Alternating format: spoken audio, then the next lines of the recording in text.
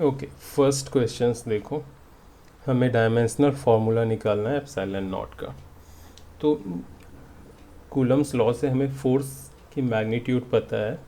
दो charge particle के बीच में क्या होती है, 1/4 pi epsilon naught Q1 Q2 by are square.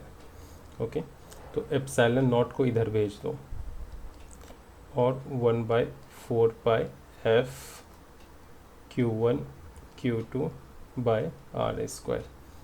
Okay, अब सबकी डायमेंशनल फार्मूला हम लिख देंगे। 1/4 पाई की डायमेंशनल फार्मूला होती ही नहीं है क्योंकि ये कांस्टेंट है, फोर्स की होती है। फोर्स की जगह हमें क्या लिखना पड़ेगा, mL/T⁻²। ये डिस्टेंस का स्क्वायर है तो इसके नीचे हो जाएगा एल स्क्वायर। और ये चार्ज है, चार्ज को हम क्या बोलते हैं, करंट इनटू टाइम। तो Q1 की जगह क्या हो जाएगा, current ampere into time t, और यहाँ भी ampere into time t। Okay, तो यहाँ पे अब हम इसको ऐसे लिख सकते हैं m⁻⁻1, यहाँ L³ हो गया तो ऊपर जाके ये हो जाएगा L⁻⁻3, ये T⁻²। ओके, और यहाँ ये हो जाएगा a² T²। अब m⁻⁻1 a, यहाँ पे पहले L देखेंगे, L⁻⁻3 T⁻4 और a⁻²। ओके, तो यही हो जाएगी डायमेंशनल फॉर्मूला एप्सिलॉन नॉट की। ओके, देखना, ध्यान रखना, Q के लिए हमने यूज किया है करंट इनटू टाइम। करंट की क्या होती है डायमेंशनल फार्मूला, एम्पियर, और टाइम की क्या होती है, T, AT। ओके,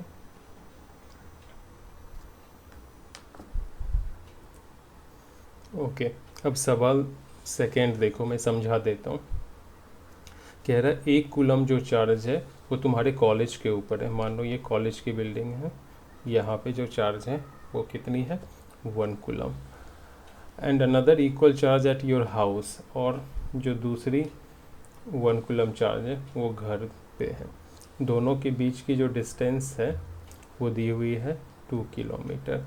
तो दोनों एक दूसरे के बीच में कितनी फोर्स लगाएंगे, मतलब फोर्स की मैग्नीट्यूड पूछ रहा है, डायरेक्शन नहीं।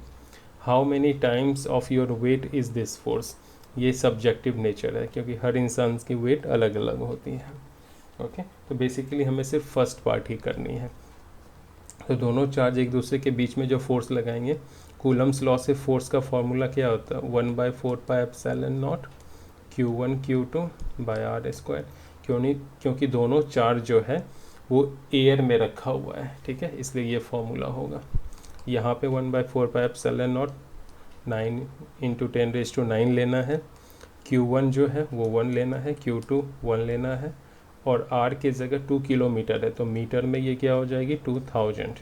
तो यहाँ 2000 का स्क्वायर लेना है, जो भी आएगी उतनी न्यूटन आंसर हो जाएगा।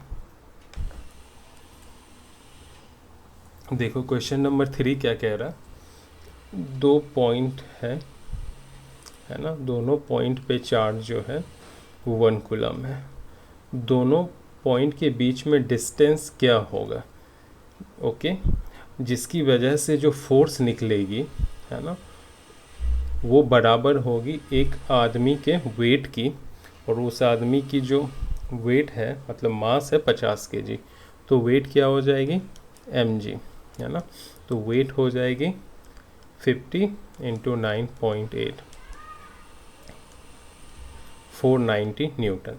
तो ये जो वेट के बराबर ये फोर्स है, करेक्ट, इन दोनों चार्ज के बीच में। तो फोर्स इक्वल टू फार्मूला क्या होता है, 1/4 pi epsilon naught Q1 Q2 by are square. तो इस फोर्स की जगह ये वैल्यू आ जाएगी, Q1 Q2 की जगह ये वैल्यू डाल दोगे।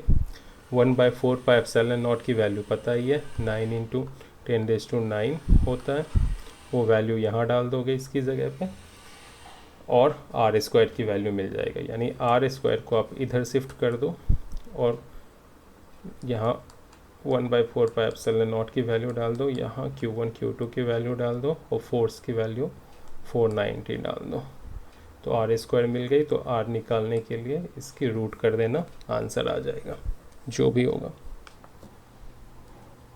देखो ये सवाल कह रहा है दो इक्वल चार्ज हैं और दोनों चार्ज जो है वो सेपरेटेड है एक डिस्टेंस 1 मीटर से, यानी R है 1 मीटर, और इन दोनों चार्ज के बीच में जो फोर्स लग रही है वो एक 50 केजी के आदमी के वेट के बराबर है। तो फोर्स अगेन क्या हो जाएगा, W = mg यानी 490 न्यूटन। ओके, हमें चार्ज फाइंड आउट करना, और चार्ज यहाँ और यहाँ इक्वल है, तो इसको Q, इसको भी Q कंसीडर कर सकते हैं क्योंकि क्वेश्चंस में चार्ज इक्वल कह रहा है। तो फोर्स इक्वल टू क्या हो जाएगा, 1/4πε0 Q into Q/R²। Formula Q1 into Q2 होता है, लेकिन दोनों Q बराबर है तो Q इंटू Q लिख सकते हैं। सबकी वैल्यू पुट कर दो, आंसर आ जाएगी। यहाँ क्या हो जाएगी 490, यहाँ 9 इंटू 10⁹, यहाँ Q² और यहाँ 1 का स्क्वायर, बस Q² आ जाएगी 490/9 इंटू 10⁹। तो Q निकालने के लिए हम इसको रूट में कर देंगे, जो आएगा उतना कूलम आंसर हो जाएगा। अभी इस सवाल में देखो दो प्रोटॉन है, एक मान लो यहाँ है और एक यहाँ है। दोनों प्रोटॉन के बीच की जो डिस्टेंस है वो 1 फर्मी है। 1 फर्मी का मतलब होता है 10⁻⁻15 मीटर, तो R हो गई 10⁻⁻15। एक प्रोटॉन के ऊपर चार्ज कितनी होती है, +1.6 इंटू 10⁻⁻19 कूलम, तो Q1 इतनी हो गई। Q2 दूसरे प्रोटॉन के ऊपर चार्ज कितनी है, 1.6 इंटू 10⁻⁻19 कूलम। तो हमें फोर्स निकालना है दोनों के बीच में। फार्मूला क्या यूज करोगे, 1/4πε0 Q1 Q2/R²। Q1 पता है, Q2 पता है, R पता है, put the value get the answer वाली बात है।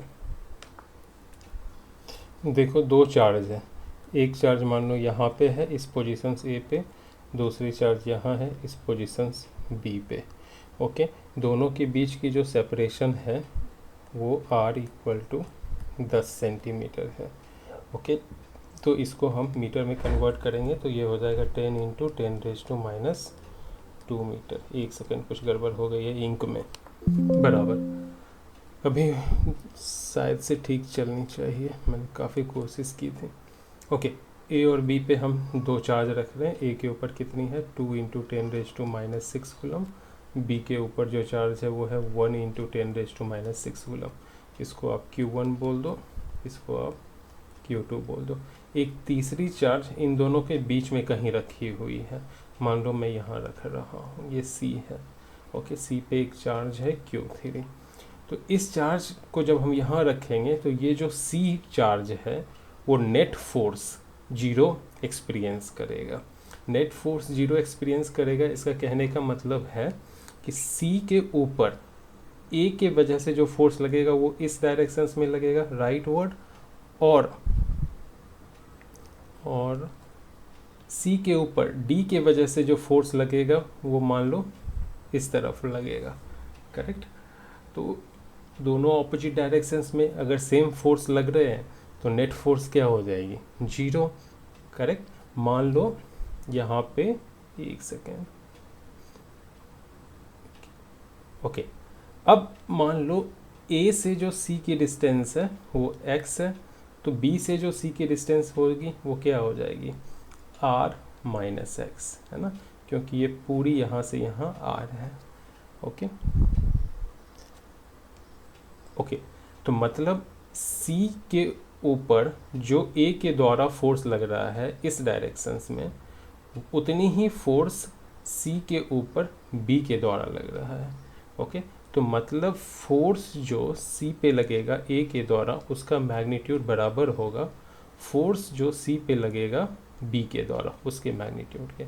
तो हम इसको हम निकालेंगे, तो ये हो जाएगा 1/4πε0, ये होगा Q1 into Q3 by C और A के बीच में डिस्टेंस कितनी है x², और ये हो जाएगा 1/4πε0, ये हो जाएगा Q2 into Q3 by r minus x का होल स्क्वायर। करेक्ट। दोनों सेम अमाउंट में फोर्स लगाएंगे तभी नेट फोर्स क्या होगी, 0। अब कुछ कैंसिल हो जाएगा, ये और ये कैंसिल हो जाएंगे, Q3 कैंसिल हो जाएंगे। अब वैल्यू पुट कर देंगे, आंसर आ जाएगा।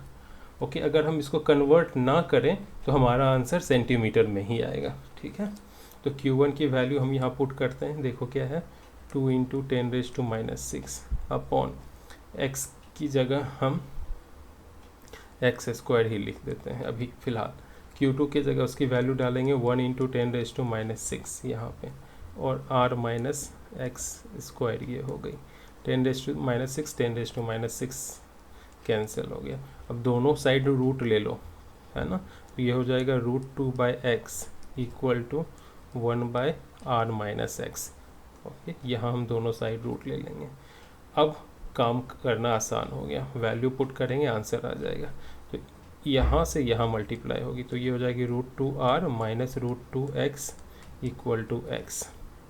ओके, तो √2r इक्वल टू हो जाएगी x प्लस √2x।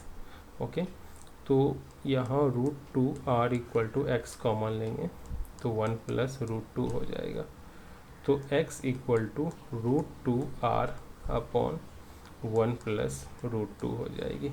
r की वैल्यू पुट कर देंगे, आंसर आ जाएगा। r की वैल्यू कितनी है, 10। तो हमारा जो x है वो हो जाएगा √2 इंटू 10 अपॉन 1 प्लस √2। क्लियर हो गया। वैल्यू पुट कर दो, √2 की कितनी होती है, 1.4, तो x इक्वल टू हो जाएगी 1.4 इंटू 10, 1.4 प्लस 1 यानी 2.4। ओके, तो ये हो गई नियरली, इसको उड़ा दो, तो 2 से 7, 2 से 12, 2 से 5, 2 से 6, 35/6, 35/6 आ गई, है ना। तो ये हो जाएगी 6 5 जा 30, 6 5, ये हो जाएगा आंसर हमारा। यानी यहाँ से A से, बड़ी वाली चार्ट से C कितनी दूर है, 5/6। 5/6 को हम बोल सकते हैं नियरली 5.8 सेंटीमीटर या 5.9 सेंटीमीटर। अब कह रहा है कि यहाँ पे, एक सेकेंड, 7th क्वेश्चन नंबर क्या कह रहा है कि यहाँ पहली जो चार्ज है A वाली वो तो पॉजिटिव ही होगी, 2 इंटू 10⁻⁻6, और दूसरी जो चार्ज B पे थी वो अब पॉजिटिव ना हो के मान लो नेगेटिव हो गई, 1 इंटू 10⁻⁻6 कूलम। ओके, और दोनों के बीच का जो सेपरेशन है वो उतना ही है, r इक्वल टू 10 सेंटीमीटर। तो अब चार्ज को, तीसरी चार्ज Q3 को कहाँ रखोगे जिससे कि नेट फोर्स जो है वो उसके ऊपर 0 लगे। अब बीच में नहीं रख सकते, अब हमें इधर रखना पड़ेगा कहीं पे। मान लो ये डिस्टेंस है ना, तो यहाँ C रखेंगे और यहाँ पे जो होगा वो Q3 चार्ज होगी। तो इस A की वजह से C के ऊपर जो फोर्स लगेगी वो इस डायरेक्शंस में लगेगी, है ना, क्योंकि ये भी पॉजिटिव रिपेल होगा। और एक दूसरी कलर ले लेते हैं, हाँ, और इस B के वजह से जो C पे फोर्स लगेगी वो अट्रैक्टिव इन नेचर होगी, इस डायरेक्शंस में होगी। अगर ये दोनों फोर्स, यानी इसके ऊपर जो फोर्स लग रही है ये क्या है, F on C due to B, और ये जो फोर्स लग रही है इधर वो क्या है, F on C due to A, है ना। अगर ये दोनों फोर्स बराबर हो जाए मैग्नीट्यूड में तो नेट फोर्स जो C एक्सपीरियंस करेगी वो 0 करेगी। करेक्ट। तो A से C की डिस्टेंस हम मान लेते हैं कितनी है, A से C की डिस्टेंस x, तो B से जो C की डिस्टेंस हो जाएगी वो क्या हो जाएगी, ये पूरी x माइनस ये r, तो ये हो जाएगी x माइनस r। ओके, तो अब again F on C due to A equal to होगा मैग्नीट्यूड में F on C due to B। तो इसके लिए वैल्यू हो जाएगी 1/4πε0 Q1 Q2, यानी ये वाला और ये वाला, यानी Q1, ये है Q1 हमारा, ये है Q2, Q1 और ये Q3 हो गया। इसके बीच में फोर्स निकाल रहे हैं, एक्स स्क्वायर डिस्टेंस, ये हो जाएगा 1/4πε0, और ये Q2 Q3 हो जाएगा अपॉन x माइनस आर का होल स्क्वायर। ये कैंसिल, ये कैंसिल, ये कैंसिल, ये cancel. Same method, correct. Value put कर दो Q1 की और Q2 की यहाँ पे, फिर रूट निकाल लेना और उसी तरह कर दोगे, आंसर आ जाएगा जैसे हमने पहले किया था। और याद रखना, हमें सिर्फ मैग्नीट्यूड डालनी है चार्ज की, हमें डायरेक्शंस के बारे में नहीं सोचना है।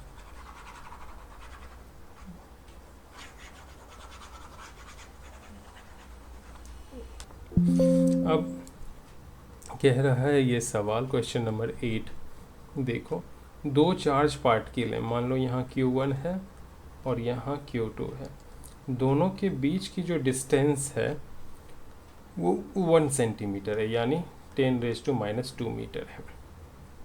क्लियर हो गया? तो दोनों के बीच में मिनिमम फोर्स क्या लगेगी? तो पहले फोर्स क्या होता है? फोर्स होता है 1/4πε0 Q1 × Q2/r²।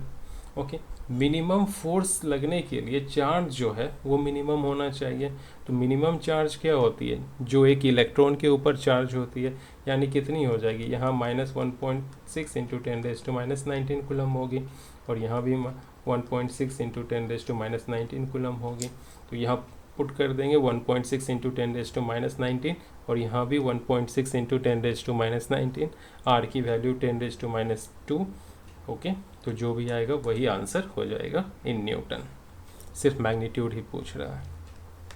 क्वेश्चन नंबर 9 में हमें कह रहा है कि आपके पास 100 ग्राम वाटर है, मान लो ये कंटेनर में 100 ग्राम वाटर है। क्या है? वाटर। तो इसमें टोटल इलेक्ट्रॉन की संख्या क्या होगी और टोटल चार्ज कितने होंगे, नेगेटिव चार्ज, बस ये आपको प्राप्त करनी है। तो देखो 18 ग्राम वाटर जो होती है वो 1 मोल होती है। क्लियर? और 1 मोल में कितने एटम होते हैं या कितने मॉलिक्यूल्स होते हैं? 6.02 × 10⁻23 वाटर के मॉलिक्यूल्स होते हैं। ठीक है, ओके। तो टोटल कितने मॉलिक्यूल्स हो जाएंगे? देखो यहाँ पे कितनी वाटर है? 100 ग्राम। तो 1 ग्राम वाटर में 1/18 मोल होगी, मतलब 6.023 × 10⁻23/18 मॉलिक्यूल्स होंगे। क्लियर हो गया? तो 100 ग्राम जो वाटर हो जाएगी उसमें 1/18 × 100 मोल वाटर होंगे, यानी मॉलिक्यूल की संख्या 6.023 × 10⁻23/18 × 100 मॉलिक्यूल्स होंगे। क्लियर? हाँ, अब अरे ठीक है, तो अब देखो 1 मॉलिक्यूल जो वाटर है, 1 मॉलिक्यूल H2O, उसमें कितने हाइड्रोजन के एटम हैं? 2 एटम हैं हाइड्रोजन के, 1 हैं ऑक्सीजन के। तो हाइड्रोजन के 2 एटम हैं, मतलब 2 इलेक्ट्रॉन हाइड्रोजन्स, और ऑक्सीजन्स की एटॉमिक नंबर कितनी होती है? 8। तो 8 इलेक्ट्रॉन हाइड्रोजन्स के, यानी एक मॉलिक्यूल जो होगी H2O की, यानी वाटर की, उसमें कितने इलेक्ट्रॉन होंगे? 10 इलेक्ट्रॉन होंगे। तो हमारे पास कितने मॉलिक्यूल्स हैं? हमारे पास 6.023 × 10⁻23 × 100/18 है। तो इसको अगर 10 से मल्टीप्लाई कर दें तो हमें स्मॉल n यानी नंबर ऑफ इलेक्ट्रॉन मिल जाएगी। 6.023 × 10⁻23 × 100 × 10/18, इतने हमारे पास क्या है? Number of electrons. तो अब टोटल चार्ज क्या होता है? क्वांटाइजेशन ऑफ चार्ज से पता है टोटल चार्ज Q = N ही होता है। तो N की वैल्यू यहाँ से पुट करेंगे, और एक इलेक्ट्रॉन के ऊपर चार्ज कितनी होती है? -1.6 × 10⁻⁹ कूलम। तो यहाँ E की वैल्यू यहाँ पुट करेंगे और N की वैल्यू यहाँ से पुट करेंगे। टोटल चार्ज हमें मिल जाएगा। अब कह रहा है पहले वाले क्वेश्चंस में जो हमने 100 ग्राम वाटर के लिए टोटल नेगेटिव चार्ज निकाले थे, मान लो वो Q1 थी, क्लियर, इतनी कूलम हो गई टोटल नेगेटिव चार्ज। अब टोटल पॉजिटिव चार्ज जो होगी वो भी बराबर होगी, तभी तो मॉलिक्यूल न्यूट्रल होंगे, तो टोटल पॉजिटिव चार्ज जो होगी वो भी बराबर होगी। मान लो total negative charge -Q coulomb था, तो टोटल पॉजिटिव चार्ज जो आप निकालोगे वो Q कूलम होगा।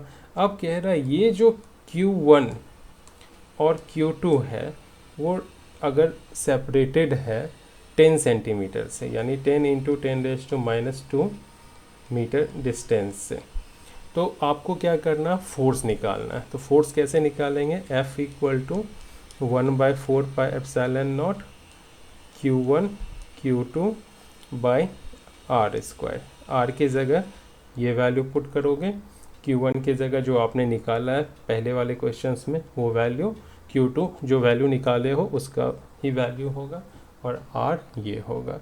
ठीक है, बस ऐसे पुट कर देना है और आपका आंसर आ जाएगा।